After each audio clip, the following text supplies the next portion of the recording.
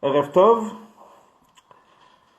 on se retrouve donc comme tous les mardis soirs pour l'étude de la Sikha du Dvar Malchut sur la paracha de la semaine.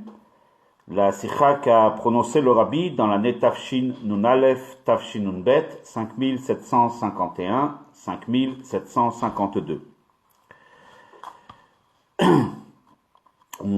On dédie ce shiur, comme d'habitude, à la mémoire du Chacham Baruch ben Moshe Pinto, à la mémoire de Esther Miriam bat Baruch Leib Schlanger, ainsi qu'à la mémoire de Chaim Aaron Yosef ben Moshe Seroussi, que nous puissions rapidement les revoir parmi nous et nous puissions voir s'accomplir le verset Akitsu viranenu shochne afa, qui puisse être de retour parmi nous avec la venue de Mashiach Tzidkeinu immédiatement, et donc la réalisation de l'annonce du Rabbi sur la Géoula le plus rapidement possible. C'est l'occasion également, comme on a l'habitude, Potrim Birvoda Shel Harsania, de délivrer un petit mot en l'honneur de l'hôte qui nous accueille. Nous sommes non pas physiquement dans le Bet Chabad de Neuilly, mais dans le site virtuel, donc dans le Facebook du Bet Chabad, à qui nous souhaitons une grande réussite. On souhaite à celui qui dirige ce Bet Chabad, le Rav David Zawi, et toute son équipe, une grande réussite pour la diffusion de la lumière de notre sainte Torah et des mitzvot dans la ville de Neuilly-sur-Seine, la diffusion de l'annonce de la Géoula, et bien sûr la préparer le monde à recevoir Mashiach Tzidkeinu. Nous sommes donc la semaine de la paracha de Shemot. On rappelle bien sûr que hier a eu lieu la Iloula du Rambam, Maïmonide, et qu'à la fin de la semaine, la veille de Shabbat, ce sera la Iloula du Admour Hazaken, Rabbi Shneur Zalman, donc une semaine très importante. Commençons sans plus tarder l'étude de la Sikha. La paracha commence, d'ailleurs c'est le début du livre de Shemot. Nous commençons cette semaine le deuxième livre de la Torah, qui commence par le premier verset donc, Ve'ele Shemot Bnei Israël, Abaim Mitzrayma. Voici les noms des enfants d'Israël qui viennent en Égypte.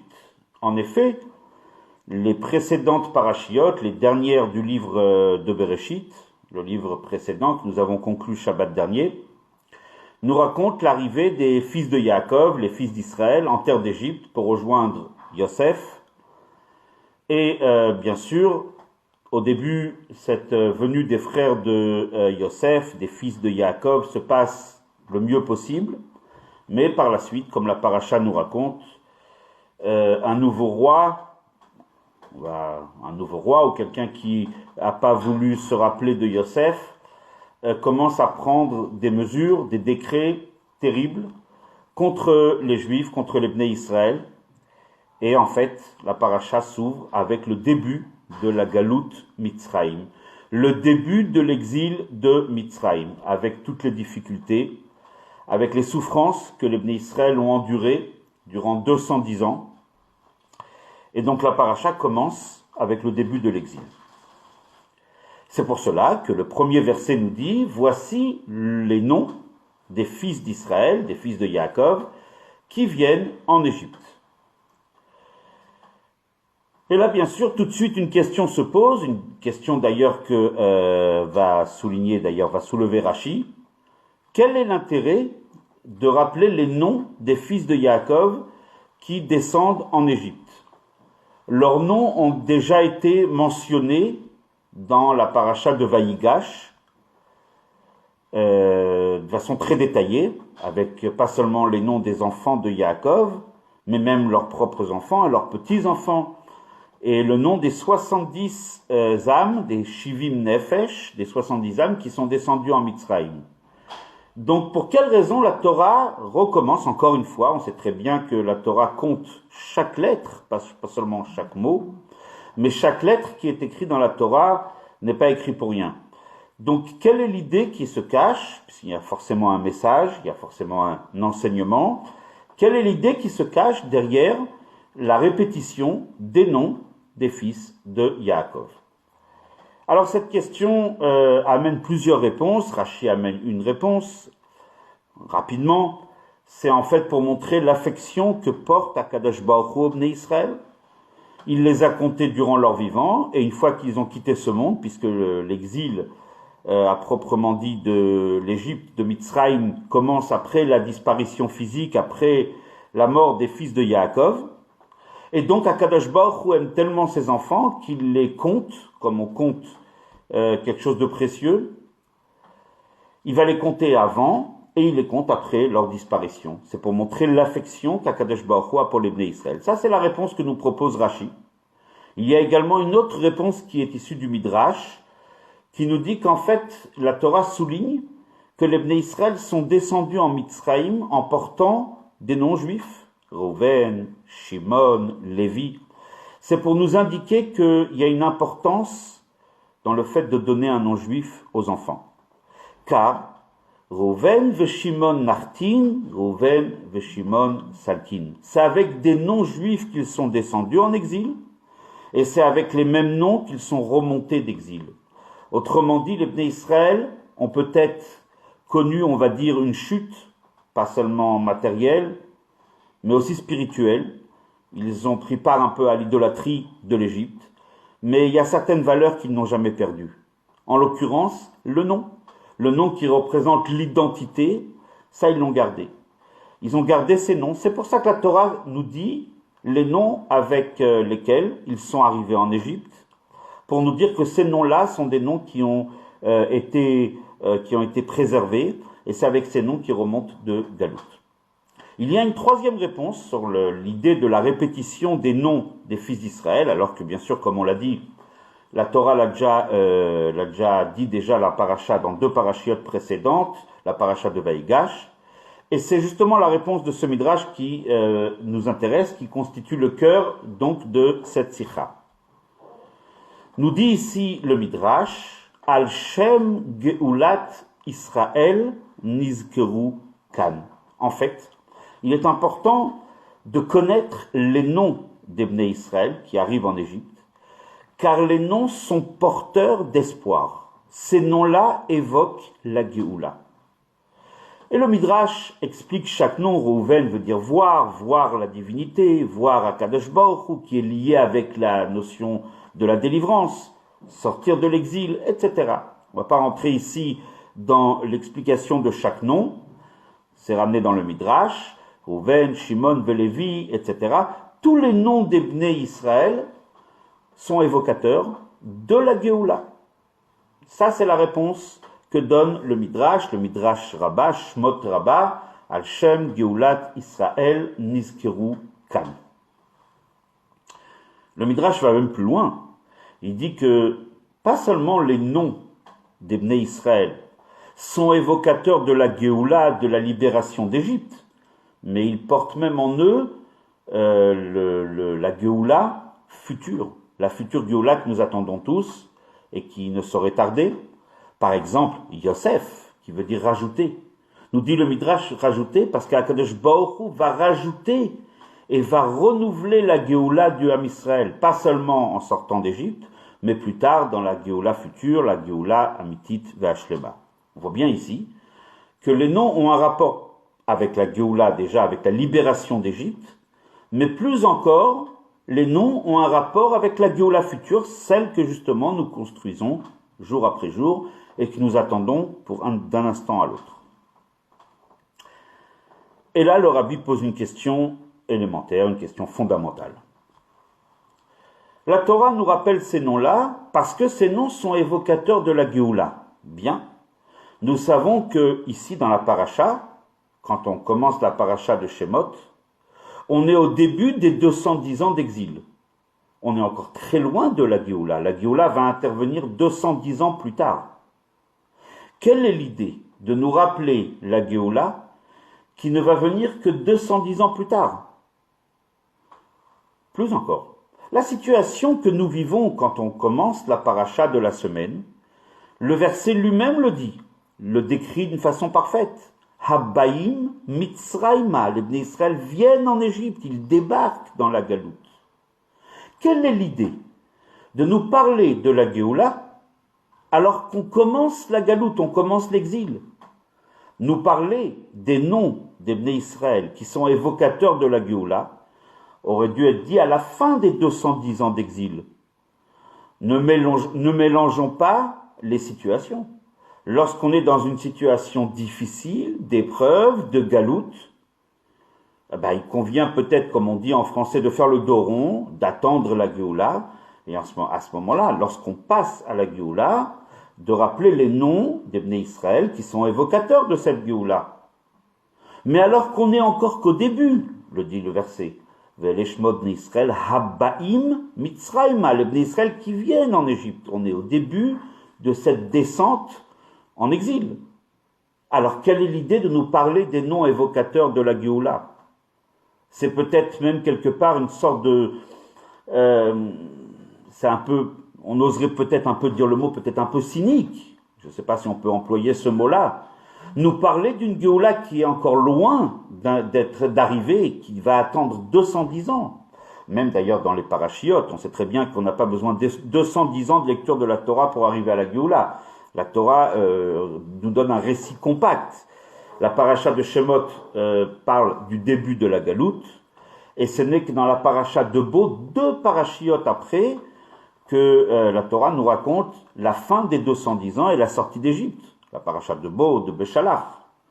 À la rigueur, les noms des Bnei Israël qui sont évocateurs de la Géoula auraient dû être écrits dans la paracha de Bo, dans la paracha de Béchalach, c'est-à-dire les parachiotes futurs qui vont nous parler, nous relater la Géoula, la sortie d'Égypte. Mais quelle est l'idée de nous parler des noms des Bnei Israël qui sont liés avec la Géoula alors qu'on débarque dans la galoute, alors que la Torah est encore, si on peut dire, au début du récit de la galoute, nous parlait déjà de la Géoula? C'est la question que le rabbi pose, et bien sûr cette question est renforcée, puisque nous avons dit, ce que le Midrash lui-même dit, que les noms sont évocateurs de la Géoula future. Lorsqu'on est en Égypte, on est encore des milliers d'années avant la Géoula future. Puisque nous sommes certains, nous avons la Emouna, la foi ferme, que cette année que nous vivons aujourd'hui, Tav, Shin, Pe, Aleph, et l'année de la Géoula, vous imaginez, ça fait quand même presque 4000 ans, 3000, depuis le début de la chute en Égypte, 3500 ans. Donc, en fait, les noms sont évocateurs d'une Géoula qui interviendra 3500 ans plus tard. Quel est l'intérêt de nous dire ces noms-là pour nous parler? Ces noms-là sont évocateurs de la Géoula, comme on l'a dit, d'évoquer la Géoula alors qu'on est encore 3500 ans avant la Géoula future. Donc autant si on parle de la Géoula Mitzrayim que de la Géoula future, ce n'est pas l'endroit dans la paracha de Shemot pour nous raconter les noms des Bnei Israël, surtout si c'est pour évoquer la Géoula. Ça, c'est la question fondamentale que pose le rabbi sur notre paracha. Alors, pour introduire, pour comprendre et pour amener la réponse, il est important de faire une petite introduction qui est un petit peu, on en a parlé un petit peu la semaine passée dans le cours de la paracha de Vayechi. Donc j'invite chacun à regarder un petit peu ce shiur, ce cours du Dvar Malchut de la paracha de Vayechi, parce que à ce moment-là, la semaine dernière, on l'a bien expliqué. On va revenir, mais très rapidement, sur un petit point. Dans la paracha de Mas'ei, dans le Sefer Bamidbar, la dernière paracha du 4e livre, Moshe Rabbeinu énumère les 42 étapes qu'ont traversées les Bnei Israël dans le désert. Il revient sur les 42 lieux, les 42 étapes que les Bnei Israël ont traversées dans le désert. Et là-dessus, on avait ramené la question de Rashi. On ne va pas rentrer dans tous les détails. Encore une fois, on invite chacun à regarder le cours de la semaine dernière. Mais quelle était l'idée? Pourquoi Moshe doit-il rappeler aux Juifs, aux Bnei Israël, les 42 étapes? Quel est l'intérêt? Ils sont maintenant, juste avant de rentrer en Eretz Israël, ils sont dans un endroit qui s'appelle Yarden Yericho, c'est-à-dire juste à l'entrée d'Israël, De l'autre côté du Jourdain, avant de franchir celui-ci pour rentrer en Terre Sainte, quelle est l'idée de rappeler les 42 étapes? Et là, on se rappelle que Rashi avait ramené un exemple, et le Rabbi l'avait expliqué. En fait, l'idée qui se cache derrière est la suivante. Lorsque ces 42 étapes qui constituent des épreuves, des difficultés, traversée du désert, comme on le dit en français, qui représentent un parcours, oui, parcours du combattant, oui, effectivement. Les Bnei Israël sont des combattants, et Tzivot Hashem, pour évoquer le Mahamar Bati Legani qu'on étudie cette année. On ferme cette petite parenthèse. En tout cas, oui, c'est un parcours du combattant, c'est un parcours qui est jalonné d'épreuves. Et à la fin de ces 42 ans, on rentre, à la fin de ces 40 ans, 42 étapes, nous, le Bnei Israël, rentre en Terre Sainte. Et là, Moshe Rabbeinu, l'idée de rappeler les 42 étapes est la suivante. Moshe Rabbeinu dit au Bnei Israël, vous vous rappelez cette difficulté? Vous vous rappelez ces moments d'errement, de doute, d'épreuves, de toutes sortes de tensions que nous avons traversées dans la quête, justement, de la Terre Sainte. À l'époque, lorsqu'on les a traversés, on a vécu ces moments d'une façon douloureuse. On les a traversés avec de la peine, des souffrances. Avant de rentrer en Israël, il est important de faire un retour en arrière et d'apporter un regard nouveau sur toute cette traversée du désert. Et de réaliser qu'en fin de compte, il ne s'agissait peut-être pas d'épreuves, mais il s'agissait au contraire d'un parcours vers la Terre Sainte. Bien, au moment où on les a traversés, durant les 42 étapes, il était très difficile de dire au Bnei Israël, tout va bien. Au moment où quelqu'un souffre, il est difficile de lui dire, non, tu es en train d'aller vers Israël, c'est au contraire, tu es si on peut dire, en voyage pour quelque chose de bien, de positif. Donc ce voyage est positif, difficile, parce que celui qui vit dans l'épreuve a beaucoup de mal à comprendre que cette épreuve n'est même pas un mal pour un bien, mais c'est un bien, c'est un parcours pour le bien. Ce n'est que lorsque les 42 étapes sont passées et que le Bnei Israël s'apprête à rentrer en Eretz Israël, que là on peut se retourner en arrière et reconsidérer, apporter un regard nouveau sur ces 42 étapes et à ce moment-là réaliser qu'en fait, ces 42 étapes n'étaient pas des épreuves, ne constituaient pas un parcours d'épreuves et de difficultés, mais au contraire, c'était un parcours vers Eretz Israël. Ce n'est qu'à la fin qu'on peut le considérer. Ça, c'est ce qu'on avait vu la semaine passée. Également, le Rabbi avait expliqué qu'il en va de même, bien sûr, c'est un enseignement qui n'est pas valable uniquement pour les 42 étapes que les Bnei Israël ont traversées dans le désert à l'époque, mais c'est un enseignement qui est valable pour nous. Nous aussi, nous effectuons cette traversée du désert, si on peut le dire. Nous aussi, nous traversons le Midbar à Amim, le désert des peuples. Nous aussi, en Galout, nous avons un parcours qui est jalonné d'épreuves, de difficultés, de souffrances. Pas la peine de parler de toutes ces souffrances qui ont été notre lot quotidien de tout le peuple juif durant ces milliers d'années d'exil. Alors au moment où on a traversé ces épreuves, personne ne pouvait les regarder et les considérer comme quelque chose de positif. À la rigueur, on pourrait peut-être dire, c'était des épreuves, c'était une yérida, le tzorech aliyah, pour connaître une remontée, pour connaître des moments plus élevés plus tard.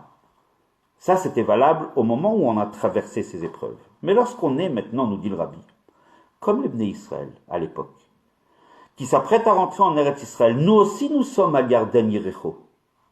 Selon l'affirmation du précédent Rabbi Yosef Yitzhak et du Rabbi, que le travail de l'exil est terminé, nous aussi aujourd'hui maintenant, nous sommes prêts à rentrer en Eretz Israël.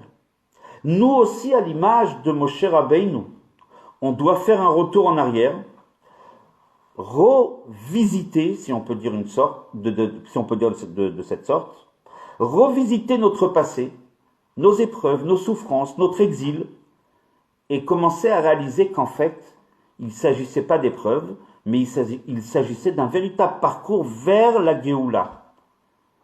Ce n'est possible qu'aujourd'hui. Une fois qu'on arrive aux portes de la Géoula, c'est seulement à ce moment-là qu'on peut changer notre regard, ou comme on l'a dit la semaine dernière, adopter le regard du rabbi, prendre les lunettes du rabbi, et de regarder toutes ces épreuves passées comme au contraire un parcours constituant, un parcours qui nous construit vers la Géoula.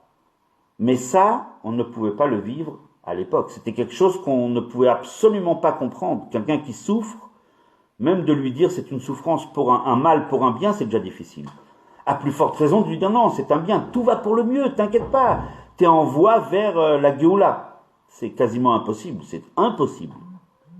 Seulement maintenant que nous sommes aux portes de la Géoula, nous sommes à Yarden Yerecho, maintenant, nous pouvons nous retourner vers le passé et comprendre en fait que tout ceci était un parcours vers la Géoula et donc c'était un parcours constitutif de la Géoula.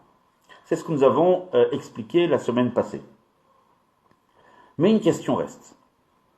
Si à présent, nous pouvons nous retourner vers notre passé douloureux et le reconsidérer et de comprendre qu'en fait c'était un parcours positif, c'était un parcours qui nous amène à la Géoula.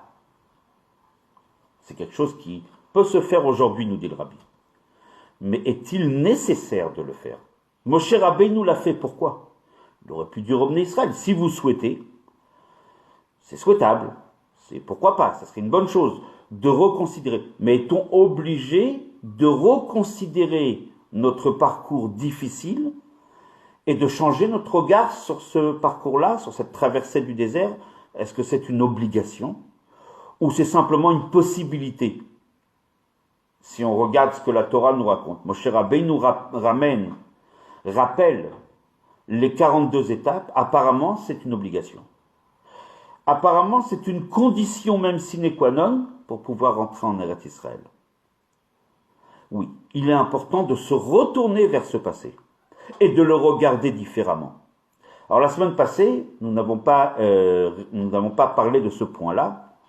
Nous avons simplement dit qu'il était possible de reconsidérer le passé et d'apporter un regard nouveau, un retour en arrière et qui va un peu changer l'histoire, qui va nous faire apparaître tout cet exil comme quelque chose de positif. C'est possible. Mais là, on va rajouter un petit point. C'est pas seulement possible, mais c'est nécessaire. Et c'est cela qui est la préparation à la Géoula. Pourquoi? Pourquoi est-il nécessaire et obligatoire de faire ce retour en arrière et de comprendre, nous, une fois qu'on est proche maintenant de la Géoula, de regarder notre passé difficile et douloureux et d'y apporter un regard nouveau? Pourquoi est-il nécessaire? La raison est la suivante. Tout ce qu'Akadosh Baruch Hu fait est fait de la façon suivante. Le fond, puisque c'est quelque chose que Dieu réalise, toute créature, tout objet, toute chose créée, toute situation a un fond de positif. Dès lors que c'est Akadosh Baruch Hu qui a créé cette chose-là, où cette situation est une situation qui est le fruit de la volonté divine, donc forcément, il y a un point qui est positif, seulement. Ce point positif est caché, il est au fond, il n'est pas visible. Il est entouré et enrobé d'une couche de matérialité, de difficulté, de galoute, dirons-le ainsi. Tout point positif, autrement dit tout point de Géoula, est entouré d'une obscurité, d'un mystère, d'interrogation, où nous ne voyons pas Akadosh Baruch Hu. Dans la chose que nous appréhendons, dans la situation que nous appréhendons, dans l'objet que nous tenons dans la main, dans ce que nous voyons, dans le monde tel qu'on l'appréhende, nous ne voyons pas Elokut, nous ne voyons pas la divinité, nous ne voyons pas la volonté divine qui est à l'intérieur. Nous voyons la chose telle qu'elle se présente à nous, dans son aspect superficiel et extérieur. Et là, on ne peut pas voir le bien. Qu'est-ce que la Géoula? La Géoula, c'est le moment où tout sera visible. Veraou kol basar ki pi Hashem diber. Tout le monde venigla kvod Hashem. Hashem sera révélé. Ça veut dire quoi, il sera révélé? Ça veut dire Hashem, il était toujours là, même dans l'exil. Dans chaque situation, dans chaque objet, dans chaque chose créée, dans chaque être. Sauf qu'il était caché. La Géoula va faire apparaître, et le coup, ce point de divinité qui se trouve partout, qui se trouve dans chaque situation, y compris dans les épreuves. La Géoula va faire apparaître cette lumière qui se cache à l'intérieur. Ça, c'est la Géoula.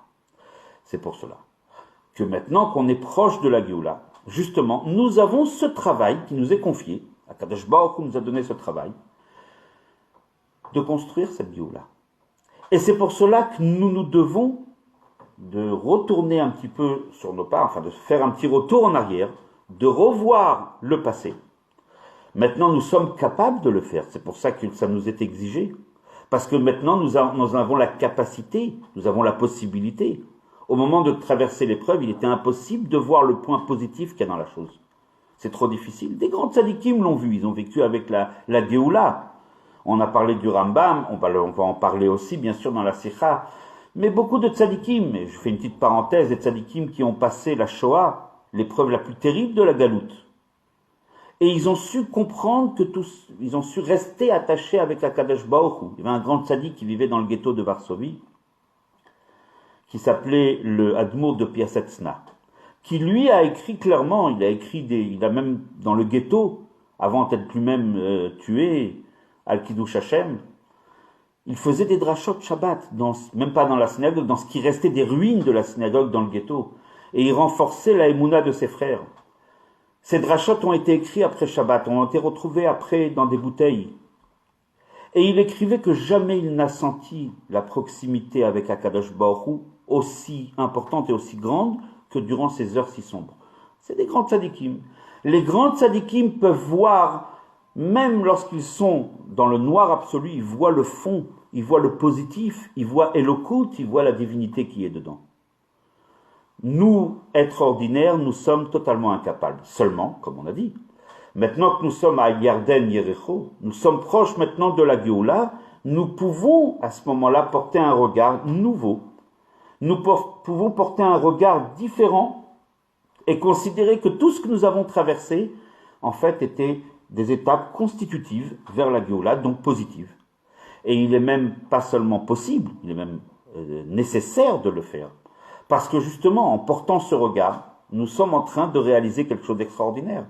On est en train de faire apparaître, de faire ressortir le point positif, le point divin qu'il y a dans chaque épreuve. Et donc nous sommes en train de construire la Géoula.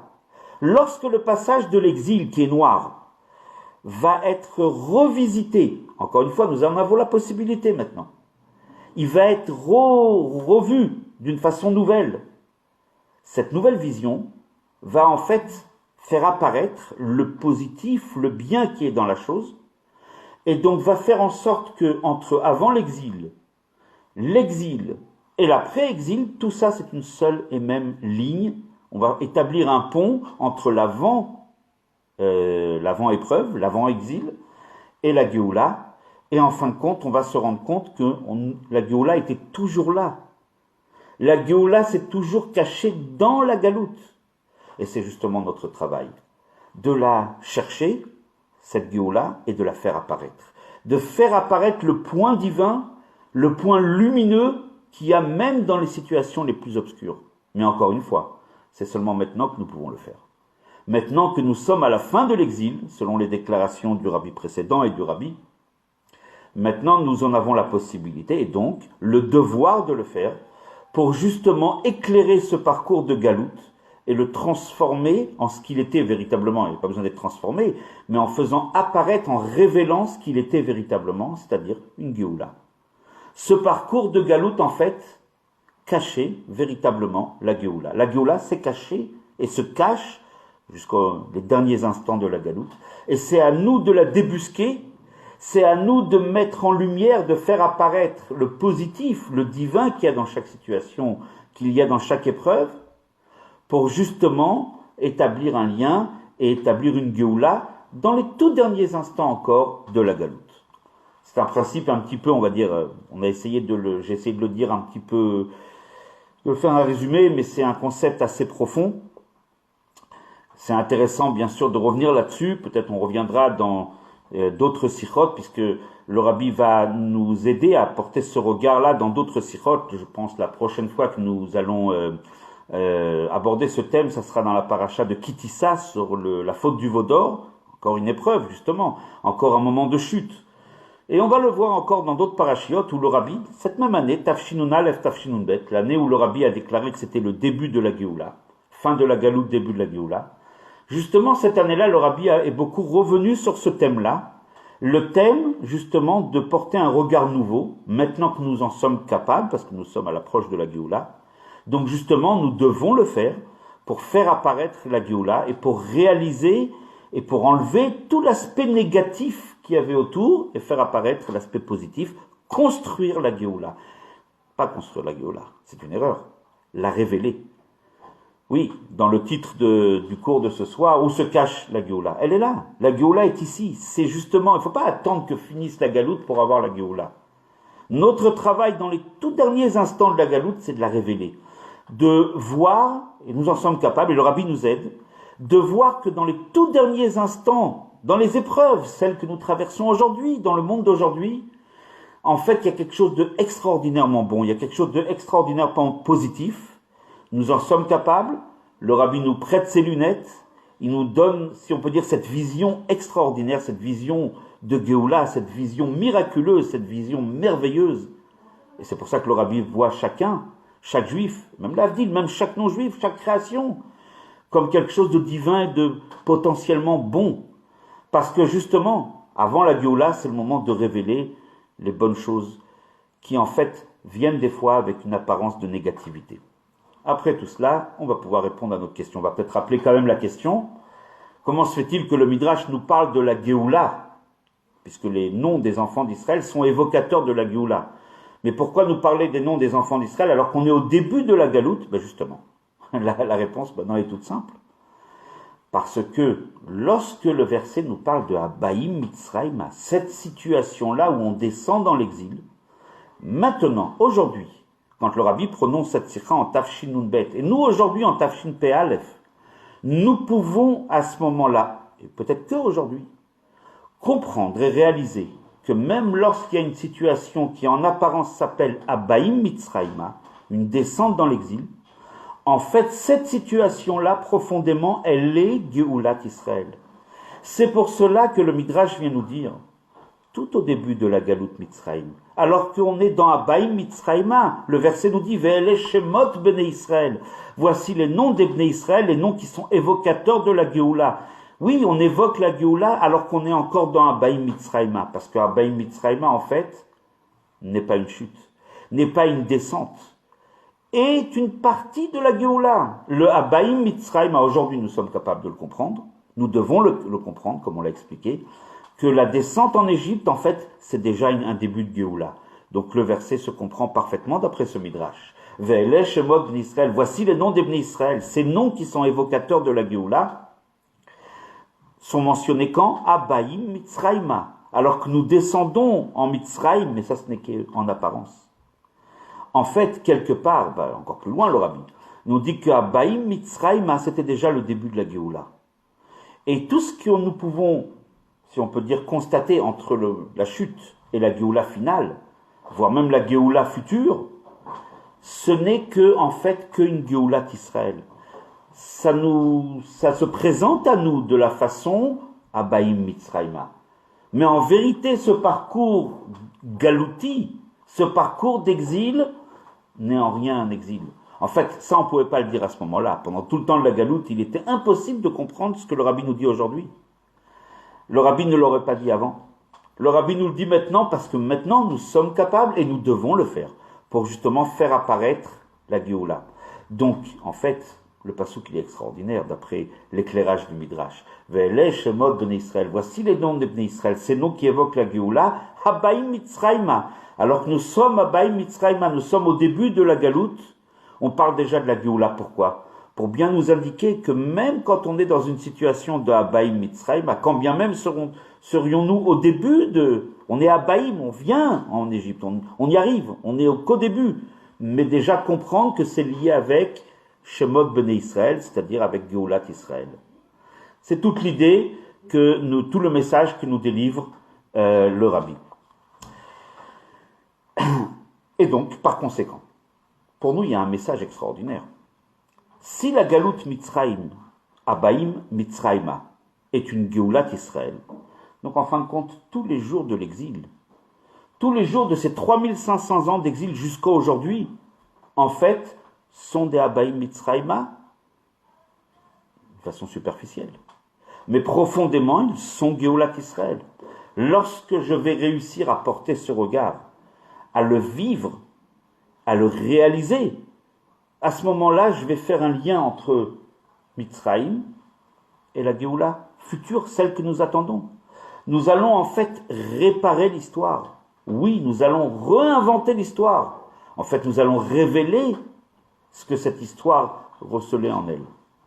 Le point extraordinaire de toute l'histoire du peuple juif. Nous allons à ce moment-là faire un pont entre la Galout Mitzrayim, entre la sortie d'Égypte et la Géoula que nous attendons aujourd'hui. Et en faisant ce pont, nous construisons la Géoula. Lorsqu'on fait le pont entre deux montagnes qui enjambent, on fait un pont qui va enjamber un fleuve, une vallée entre deux montagnes, on est à ce moment-là, on descend plus du tout. Lorsqu'on fait le pont, on n'est à plus de descente. On rejoint d'une montagne à l'autre, on est de la Géoula Mitzrayim à la Géoula future. Et c'est comme ça qu'on construit la Géoula. On va jeter un pont entre la première Géoula et la Géoula finale. Ça, c'est le message, ça, c'est la réponse du Rabbi en quelques mots. Le Rabbi va illustrer un petit peu cette réponse en ramenant une Mishnah qui est la dernière Mishnah du premier chapitre du traité Brachot. C'est une Mishnah que nous récitons le soir de Pessah, justement, Géoulat Mitzrayim. Au moment de la Géoula de Mitzrayim, on récite justement ce verset-là, cette Mishnah. La Mishnah dit la chose suivante. Amar Rabbi Elazar ben Azaria. Rabbi Elazar ben Azaria qui était le nouveau Nassi, le nouveau Rabbi de l'époque.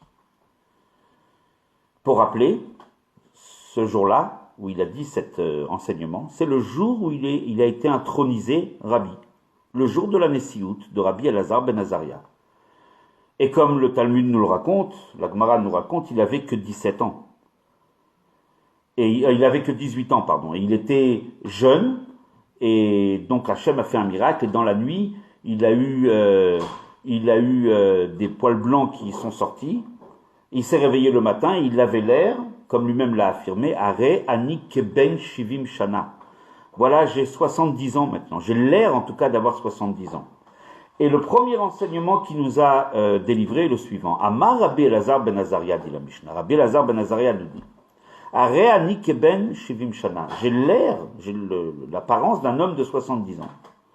Mais je n'ai jamais réussi à faire passer, il voulait faire passer une mesure, de pouvoir réciter le Kriyat Shema la nuit. Jusque-là, on ne récitait pas le Kriyat Shema la nuit. Parce que dans la dernière partie du Kriyat Shema, dans Vayomer, Hachem el Moshe Lema, on parle de la sortie d'Égypte. Or, la sortie d'Égypte s'étant effectuée le jour, donc la nuit, les sages ont dit on ne mentionne pas la sortie d'Égypte. Et lui, il voulait instaurer que la sortie d'Égypte soit aussi mentionnée la nuit. Mais il n'a pas réussi. Ad Shedderasha Benzoma. Benzoma a fait une drasha.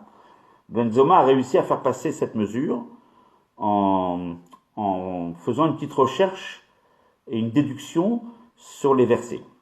Que dit le verset de la Torah? Le Ma'an Tiskor, tu dois te souvenir, et Yom Tzetra Meret Mitzrayim, du jour de ta sortie d'Égypte, Kol Yemechayecha, tous les jours de ta vie. Torah nous recommande de se souvenir de la sortie d'Égypte tous les jours de notre vie. En Lachon HaKodesh, en hébreu, on aurait très bien pu dire le man tiskor et yom tzetra meretz mitzrayim yemei chayecha, sans dire le mot kol, tout. On aurait pu dire tu te souviendras de la sortie d'Égypte les jours de ta vie. Le mot kol est un mot en plus. La Torah, elle n'emploie jamais un mot en plus, comme on l'a dit.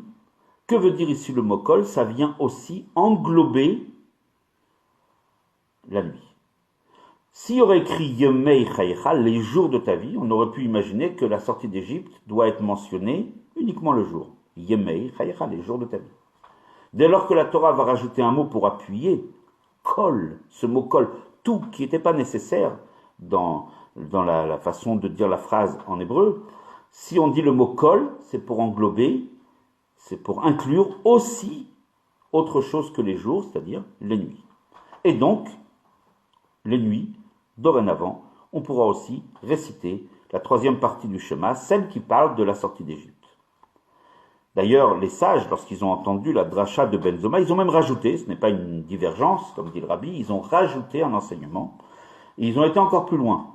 Ils ont dit, de ce verset, lorsqu'on parle de se rappeler, de se remémorer de la sortie d'Égypte, tous les jours de ta vie, on pourrait imaginer de quel jour de la vie il s'agit, tant qu'on est encore dans la galoute.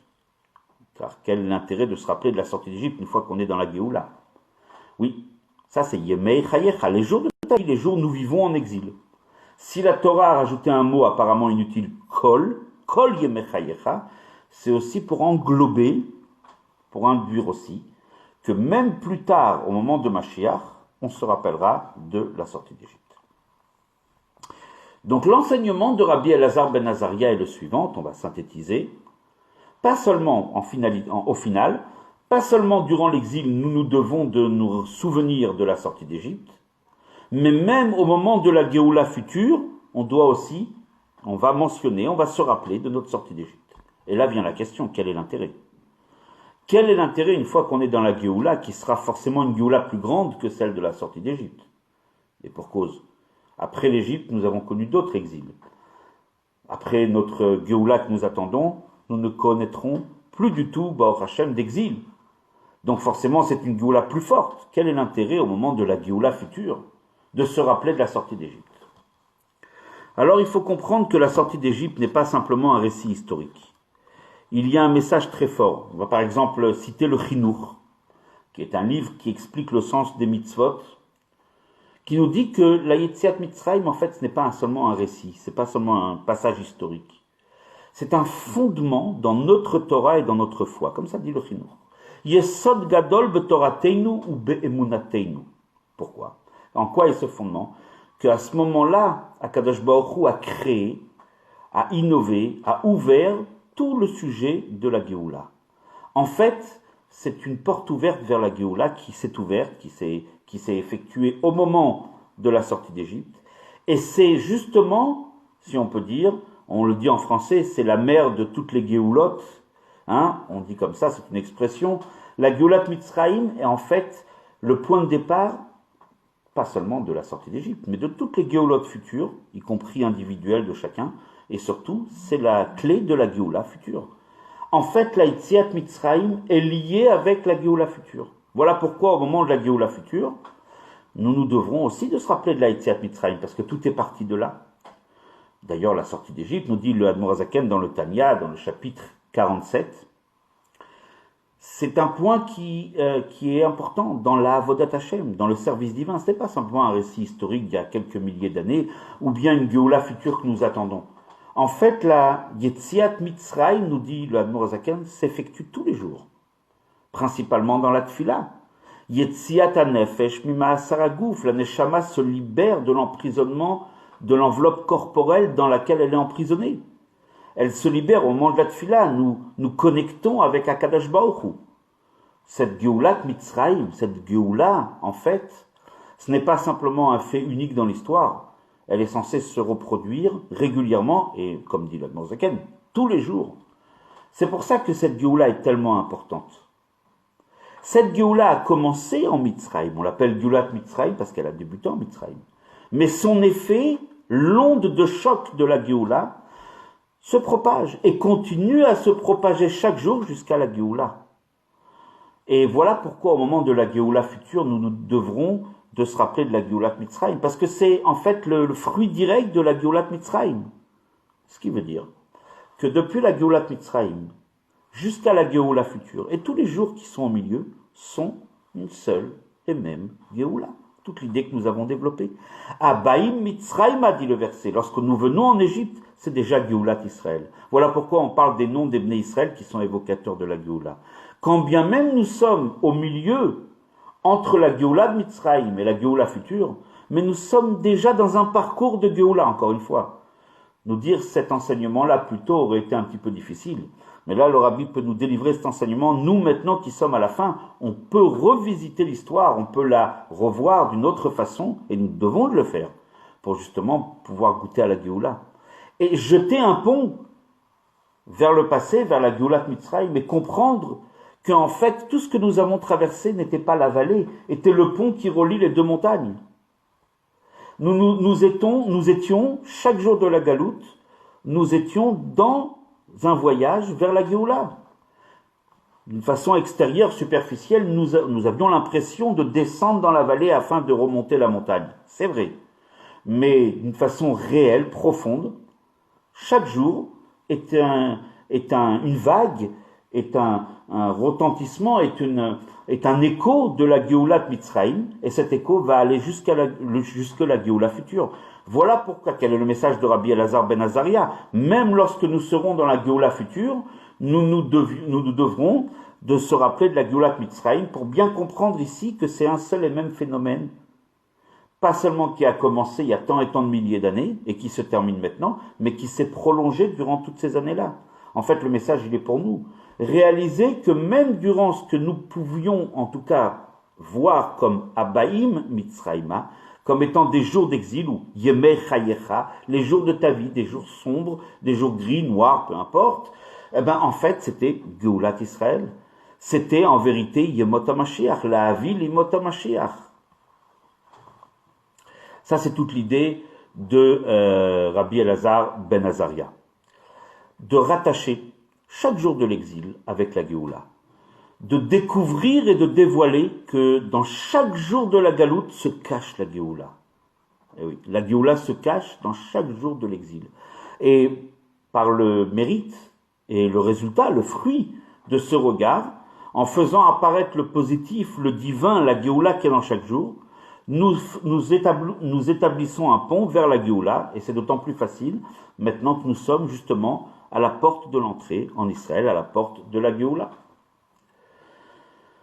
D'ailleurs, nous fait remarquer le Rabbi dans l'enseignement de Rabbi Elazar ben Azaria lorsqu'il a dit que le mot kol, Yemei Chayecha, kol voulait englober aussi les Yemot HaMashiach. Kol, lehavi les Yemot HaMashiach. Le terme de lehavi est apparemment erroné. Si on voudrait dire englober, le terme qui revient dans le Talmud est surtout les rabot. Kol, ce mot en trop, vient englober, vient signifier aussi les Yemot HaMashiach, que la sortie d'Égypte sera racontée aussi à ce moment-là. Pourquoi la Mishnah a employé le mot lehavi, qui veut dire amener, qui ne veut pas dire englober? Nous dit ici le Rabbi, il y a un message qui est caché. Kol Yemei Chayecha. Quel est le travail de tous les jours de ta vie, toi, juif qui traverse l'exil, Yemei Chayecha? Lehavi l'Yemot HaMashiach. Durant ces jours de l'exil, tu dois t'efforcer d'amener les Yemot HaMashiach. De révéler, c'est pas de l'amener de là où d'un pays lointain, c'est de révéler les Yemot HaMashiach qui se cachent dans chaque jour de l'exil, dans chaque situation, même quand elle paraît négative, c'est de révéler qu'en fait c'est Géoulat Israël. À chaque fois qu'il y a Abaïm Mitzrayma, il y a Shemot Bnei Israël, comme dit le Midrash, les noms des Bnei Israël, c'est évocateur de Géoulat Israël. Chaque jour de Abaïm Mitzrayma, c'est Géoulat Israël. Chaque jour de Yemei Chayecha, c'est la ville Yemot HaMashiach. Autrement dit, pour résumer, de faire de chaque jour un jour de Géoula. Et encore une fois, ceci est beaucoup plus facile aujourd'hui de nos jours que les années précédentes, les décennies ou les siècles ou les millénaires précédents. Le Rabbi nous fait remarquer que c'est pas anodin, que c'était le premier discours de Rabbi Elazar ben Azaria quand il est devenu Rabbi. Son premier discours était justement qu'un juif doit regarder le fond des choses. Il doit considérer l'exil comme non pas un exil, mais comme une partie de la Géoula. La ville Yemot HaMashiach, durant tous les jours de ta vie, tu dois regarder le Mashiach, la Géoula qui se cache dans ces jours-là. C'est pas pour rien que c'était son premier discours. Le premier discours, quand quelqu'un accède à une fonction importante, son premier discours n'est pas un discours anodin. Il n'est pas là pour parler de la pluie et du beau temps. Il est là pour définir son action, pour dire voilà pourquoi j'ai accédé à telle et telle fonction. Rabbi Elazar ben Azaria devient Nassi Israël. Il devient le Nassi Ador, le chef de la génération, le prince de la génération, le maître de la génération. Et son premier discours est de dire, attention, moi je peux voir quelque chose que peut-être vous ne pouvez pas voir, mais je vais vous aider à le voir. C'est ça le but d'un Assiador. C'est d'aider un juif à réaliser que son parcours d'exil est un parcours de Géoula. C'est de l'aider à voir à travers chaque épreuve, chaque difficulté la Géoula. Et encore une fois, ceci est valable tout le temps, pendant tout l'exil, mais à plus forte raison pour nous maintenant. Nous fait remarquer le Rabbi, cette vision extraordinaire de Rabbi Elazar ben Azaria, c'est une vision qui s'appelle une vision globale, une vision qui est une véritable vision, qui n'est pas limitée, qui n'est pas restreinte, qui est shlema, qui est parfaite. D'ailleurs, c'est pas pour rien que lorsqu'il a prononcé ce discours, il a dit « j'ai l'air d'avoir 70 ans ». Le chiffre 70 représente une perfection. Les 7 attributs, les 7, nous savons que nous avons 10 forces de l'âme, comme dit l'Admour Hazaken dans le Tanya. Il y a les 7 facultés émotionnelles, celles qui nous servent à appréhender le monde, à communiquer, à vivre dans ce monde. Lorsque ces 7 facultés émotionnelles seront chacune multipliées par les 10 sphirotes divines, les 10 attributs divins, 7 fois 10 égale 70. C'est un travail de Dieu qui est parfait, une shlemut, une perfection. Rabbi Elazar ben Azaria nous parle justement, nous délivre un regard parfait, de regarder à travers l'exil la Géoula. Il nous délivre ce message alors que lui, il accède à la Nessiout et il dit j'ai l'impression, j'ai l'air d'avoir 70 ans. C'est pas simplement un chiffre anodin, c'est pour dire la shlemut justement. Qu'est-ce qui permet d'avoir un regard parfait? C'est lorsque le Nassi lui-même accède à ce niveau de perfection. Et là, accédant à ce niveau de perfection, il peut avoir un regard parfait, un regard global, un regard profond aussi, et considérer chaque jour de l'exil comme un jour constitutif de la Géoula. Et c'est pour cela que ce discours a été dit lorsqu'il est devenu rabbi, et lorsque, bien sûr, il avait pas 17 ans, il n'avait pas 70 ans, pardon, il en avait 18, mais quand même, il avait cette perfection, il avait atteint ce niveau de 70. En fait, ceci nous ramène directement avec le Rambam. On a mentionné au début que hier c'était la Iloula du Rambam, du Maïmonide, Rabbi Moshe ben Maïmon. En fait, lui aussi, il a fait exactement la même chose. L'œuvre principale du Rambam, il a écrit beaucoup de livres, comme le Moreh Nevuchim, le Guide des Égarés, d'autres livres, Egeret Teman, mais il a écrit, Pirusha Mishnayot, mais il a écrit un livre qui est son œuvre principale, qui est le Mishneh Torah, ou bien appelé également Yad HaChazaka. C'est le livre justement qui sert de base à tous les livres de Halakha futurs, dont le Shulchan Aruch. C'est un livre de Halakha, le premier livre de Halakha aussi complet. Et d'ailleurs, le Rambam a expliqué pourquoi il a écrit ce livre dans sa préface, dans son introduction. Il a dit qu'en fait, celui qui veut retirer une Halakha, qui veut savoir comment est-ce qu'on se comporte dans la vie de tous les jours, il devait jusque-là ouvrir le Talmud, la Gemara, et chercher la Halakha à travers toutes les réflexions et les contradictions et les machloktot, les divergences. Il était très très difficile de trouver la halakha. Un homme était perdu, était comme dans une sorte d'exil. Le Rambam dit qu'il a écrit son livre pour amener de la lumière, pour amener un petit peu une révélation et pour amener une Géoula justement à celui qui veut étudier la Torah et qui veut connaître la halakha, pour lui l'amener à une libération, parce qu'il avait l'impression d'être dans une sorte d'emprisonnement. Quand on cherche une halakha dans cette vaste œuvre qu'est la Gemara, et qu'on ne trouve pas, parce que c'est très difficile, des fois le Talmud ne tranche pas, il ramène plusieurs opinions, et des débats, et des arguments. Nous, on veut savoir la halakha, comment? Il faut chercher, il faut étudier des pages et des pages qu'on ne comprend pas toujours, c'est pas évident, c'est pas facile. Vient le Rambam, il dit, moi je voudrais amener une Géoula, une libération, pour celui qui étudie la Torah, pour pouvoir retirer la halakha immédiatement. Le Rambam s'est consacré à une Géoula dans la Torah, à libérer, si on peut dire, l'étudiant de la Torah, lui donner cette possibilité de voir la lumière, de voir la halakha, direct. Quand on ouvre un Rambam, c'est clair.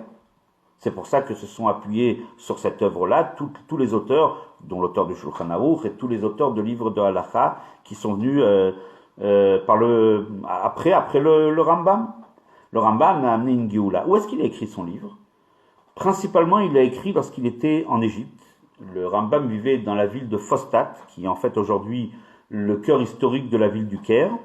C'est donc au cœur, le cœur, je sais pas, au cœur de Mitzraïm qu'il a écrit son livre qui est une sorte de Géoula. La Géoula d'Israël est liée avec Abaïm Mitzraïma. Chez le Rambam, on retrouve cette idée-là. Alors qu'il est à Abaïm Mitzraïma, il est au cœur de l'exil, même dans sa situation personnelle, il avait beaucoup de difficultés. Au départ, il était appuyé par son beau-frère, mais par la suite, c'était beaucoup moins évident. Et il a traversé aussi des souffrances. Il a connu son lot de difficultés de Abaïm Mitzraïma. Mais c'est dans le Abaïm Mitzraïma qui ne s'est pas attardé sur ce qu'il y avait autour, mais sur ce qui a profondément, comme on a dit, transformé, voir que chaque jour de Galout est un jour de Géoula.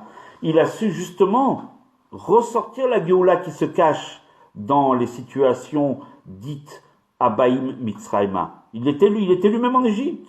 Et c'est là-bas qu'il a écrit son livre de Mishneh Torah. D'ailleurs, le Rambam, on l'appelle le Rambam. Rambam, c'est Reish, Mem, Bet, Mem, 4 lettres, qui sont les Rosh Tevot de Rabbi Moshe ben Maimon. Et également, c'est le Rosh Tevot d'un verset de la Torah qui dit la chose suivante. Reish, c'est Revot, Moftai, le même, Be'eretz Mitzrayim. HaKadosh Baruch Hu a dit dans la parashat Vaera, il a dit à Moshe, tu verras, je vais multiplier mes miracles en terre d'Égypte. Mes miracles, les 10 plaies, tous les miracles qui sont justement évocateurs de la Géoula, je vais les multiplier en terre d'Égypte. Et encore une fois, dans le Abaïm Mitzrayima, dans une situation de difficulté, d'exil d'Égypte, se cache Géoulat Israël. Justement, Revot Moftai Be'eretz Mitzrayim. C'est là ce qu'Akadosh Baruch Hu a dit à Moshe, tu verras, je vais multiplier mes merveilles, mes miracles en terre d'Égypte. Je vais faire en sorte, dit Akadosh Baruch Hu, qu'en terre d'Égypte, on verra déjà la Géoula. C'est pour faciliter notre travail. C'est notre travail à nous de révéler la Géoula, de révéler cette Géoula chaque jour de notre vie. Kol yemei chayecha, tous les jours de ta vie, qu'est-ce que tu dois œuvrer, qu'est-ce que tu dois réaliser? Lehavi li yemot HaMashiach. Trouver Yemot HaMashiach dans les jours de la Galoute. Justement, révéler que ces étapes que tu as parcourues, pour reprendre le terme de la Sikha que nous avons ramené au début, pour reprendre ces 42 étapes et de considérer, de voir que ces étapes étaient des étapes de Géoulat Israël. Donc encore une fois, toute l'idée, d'ailleurs, nous dit le Rabbi, le Rambam aussi est lié avec 70, puisqu'on a dit que 70 représente une perfection. Le Rambam était aussi un Nassi Ador. Il est aussi lié avec 70. Pourquoi? Il a vécu 70 ans. Le Rabbi nous fait remarquer quelque chose d'intéressant, petite parenthèse, qu'en fait le Rambam étant né le 14 Nissan et a quitté ce monde le 20 Tevet, il n'a pas vécu véritablement 70 ans. Il manquait un petit peu. Le Rabbi nous fait remarquer que si on fait le calcul, il manque 83 jours. Nous dit le Rabbi, il les a complétés. Comment? Son œuvre du Mishneh Torah, justement, qui est d'ouvrir les yeux de Géoula pendant la situation de Galout, ce livre-là de Mishneh Torah est partagé en 14 livres et en 83 halachot, 83 grands chapitres. 83 comme les jours manquants pour qu'il puisse atteindre cette perfection de 70 ans, comme on a expliqué plus haut. Donc, il a complété ces 83 jours par 83 livres de lumière, 83 chapitres de lumière de son œuvre. Donc lui aussi est lié, il était un Nassiador, il était lié avec le sujet de 70, qui est une perfection, une shlemut, n'est-ce pas, comme on l'a expliqué, et lui aussi nous a aidé à avoir ce regard shlemut, ce regard parfait, c'est-à-dire un regard qui est un regard profond, vrai, de considérer que Abaïm Mitzrayima, c'est une partie de Géoulat Israël. De voir que dans chaque jour de l'exil se cache la Géoula. On peut tout de suite remarquer ce qui est intéressant d'ailleurs, c'est que le rabbi précédent, dont c'est la Iloula dans quelques jours maintenant, le 10 Shvat, et qui lui nous a dit que nous avons fini le travail de la Galoute, lui aussi avec 70 ans. On peut également remarquer que cette année nous fêtons 70 ans de la Nessiout du rabbi. Et que cette année à Yud Shvat, on va faire l'anniversaire de 70 ans de l'acceptation officielle de la Nessiout du rabbi. Pendant une année, le rabbi n'a pas voulu accepter d'être le rabbi, mais le 10-11, plutôt Shvat de l'année 5711, Tafshin Yud Aleph, 1951, le rabbi, dans le Farbrengen, justement 1 an après le départ de ce monde de son beau-père, le précédent rabbi, a accepté, d'une façon officielle, la Nessiout. Cette année, nous allons fêter donc pile 70 ans, la Shlemout. Et on voit que le rabbi nous invite justement à ce regard parfait, ce regard qui se porte sur les événements de notre histoire, ces événements tragiques, ces événements qui sont appelés Abaim Mitzrayma, qui sont des jours où nous venons en Égypte, des jours d'exil, des jours de peine, de souffrance, mais de les considérer et de comprendre ce qui se cache dans ces jours-là, c'est-à-dire la Géoula. Nous dit le rabbi, si tout ceci était valable du temps du Rambam, du temps de Rabbi Elazar ben Azaria, mais c'était quand même plus difficile d'adopter ce regard à l'époque. Nous dit aujourd'hui le rabbi. Nous, aujourd'hui, le travail de la Galoute est terminé. Le rabbi a affirmé que nous sommes déjà rentrés dans les Yemot HaMashiach. Le Mashiach, nous dit le rabbi, c'est déjà dévoilé. C'est des mots qui sont très clairs. Le rabbi nous affirme également que pas seulement le Mashiach s'est déjà dévoilé, mais il a reçu sa feuille de route, il a reçu sa mission de la part d'Akadosh Baruch Hu. Et que le Mashiach a déjà commencé à œuvrer dans le monde. Tout ça, ce sont des affirmations clairement énoncées par le rabbi. Nous sommes aujourd'hui pas seulement, peut-être, à l'approche de la Géoula, nous sommes véritablement au bord de ce Jourdain, à Yarden Yericho, et nous rentrons, d'une seconde à l'autre, nous rentrons dans la Géoula. Les événements que nous pouvons voir nous invitent aussi à ce regard, à cette réflexion. Ce ne sont pas des événements anodins. Nous sommes en train de vivre des choses que nous n'avons jamais vécues auparavant. Toute la situation dans le monde, la situation en Eretz Israël, on n'arrive plus, je fais une petite parenthèse, à établir un gouvernement. On a l'impression qu'on est arrivé à la fin du gouvernement, de la gouvernance humaine. Et que, comme on dit en yiddish, tout de suite, on a l'impression que le premier ministre qui va être choisi, c'est Akadosh Baruch Hu lui-même, le Melech HaMashiach. On est en train de voir que la Malchut d'Hachem, la royauté d'Hachem est en train de descendre sur terre. Tout ce à quoi nous croyons il y a encore une année est en train de s'effondrer. On est en train de voir le monde changer. Alors, c'est à nous, justement, d'avoir ce regard vrai. Ça ne veut pas dire que nous ne devons pas, que Dieu préserve, faire attention à notre santé d'après les lois que Akadosh Baruch Hu lui-même a fixées, c'est-à-dire d'aller, bien sûr, de respecter ce que nous disent les médecins. Là n'est pas le but de ce cours, mais de le rappeler un petit peu. Mais surtout de considérer que ces derniers instants de la galoute, ces moments qui paraissent des fois difficiles, qui peuvent nous ébranler, qui nous mettent des fois dans des situations un petit peu d'angoisse, qui sont anxiogènes, comme on dit aujourd'hui. Ces moments-là, en fait, sont des moments de Géoulat Israël. Et surtout les tout derniers instants, si tout ceci était valable à l'époque, en Mitzrayim, Ve'eleh Shemot Ben Israël, on nous parle déjà des noms des Ben Israël qui sont évocateurs de la Géoula, quand à Baïm Mitzrayim, alors qu'on n'est qu'au début de l'exil. Rabbi Elazar ben Azaria nous dit que Kol Yemei Chayecha, tous les jours de ta vie, la Avilimot HaMashiach, tu dois déjà regarder Mashiach et la Géoula dans tous les jours de ta vie. Le Rambam qui nous invite à la Géoula alors qu'il est en terre d'Égypte. Tout ceci était valable déjà durant tout l'exil, mais c'était difficile pour nous. Maintenant que nous sommes au bout, et nous dit le Rabbi encore une fois, aujourd'hui la seule chose qu'on a, nous dit le Rabbi, liftoach et ainaim, ouvrir les yeux. On comprend ce que veut dire le Rabbi.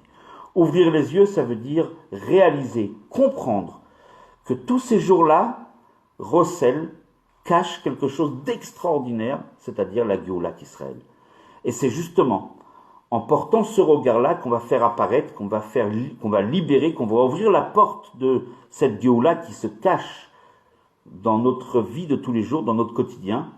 Faisons en sorte justement que dans notre quotidien à nous, dans notre vie, tant qu'on est encore dans l'exil, on aura encore ce mérite d'avoir réussi à ne pas regarder ce qu'il y a autour, ne pas être constamment plongé dans les informations anxiogènes, etc., etc. Ce qu'il est nécessaire de savoir, bien sûr, mais pas plus que cela. De savoir qu'en vérité, et ça c'est le véritable regard, ce sont les véritables infos. Oui, je dirais, écoutez la radio Info Mashiach, je ne sais pas si elle existe.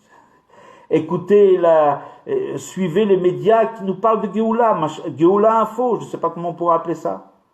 Oui, effectivement, nous sommes invités à regarder justement avec l'actualité, Yemei Chayecha, tes jours que tu vis, ton quotidien, qui semble être Abaï Mitzrayim, à des jours d'exil. Regarde qu'il y a une Géoulat Israël qui est en train de se jouer, qui est en train de se faire. Et c'est justement ton regard qui est parfait, Shalem, qui est parfait, surtout quand on est à 70 ans de la Nessiout du Rabbi. Ce regard est, maintenant, on est tout à fait capable de porter ce regard, de se retourner en arrière, de voir tout l'exil comme une passerelle depuis la sortie d'Égypte jusqu'à la Géoula. Et donc de construire cette Géoula dans les tout derniers instants de la Galoute. Et nous dit le Rabbi à ce moment-là, nous passons directement, le Rabbi nous l'affirme, c'est pas un souhait, directement, Neshama Begouf, Neshama dans un corps, nous passons directement sans aucune interruption vers la Géoula future, la Géoula Amitit, Vashlema, que nous attendons tellement, mais que nous sommes invités à construire par ce regard justement. Alors, Yechi, Adoneinu, Moreinu, Verabeinu, Melech, HaMashiach, L'Olam Vaed, que nous puissions justement ne voir que le troisième Beth Amikdash. Lorsqu'on va parler, je donnerai un petit exemple, le matin dans la Tfila, Mizmor Shir, Chanukah Habayit, le chant que David Amelech a dit lorsqu'il a inauguré le temple. Pensons demain matin pendant la Tfila au Chanukah Habayit, l'inauguration du Beth Amikdash. Ayons cette vision de voir le Beth Amikdash, même quand on est à Baïm Mitzrayma. Et de cette façon, construisons la Géoula qui interviendra véritablement, non plus avec un travail de vision, mais elle se montrera, elle jaillira, et elle sera présente à nos yeux le plus rapidement possible. Teikef ou Miyad Mamash.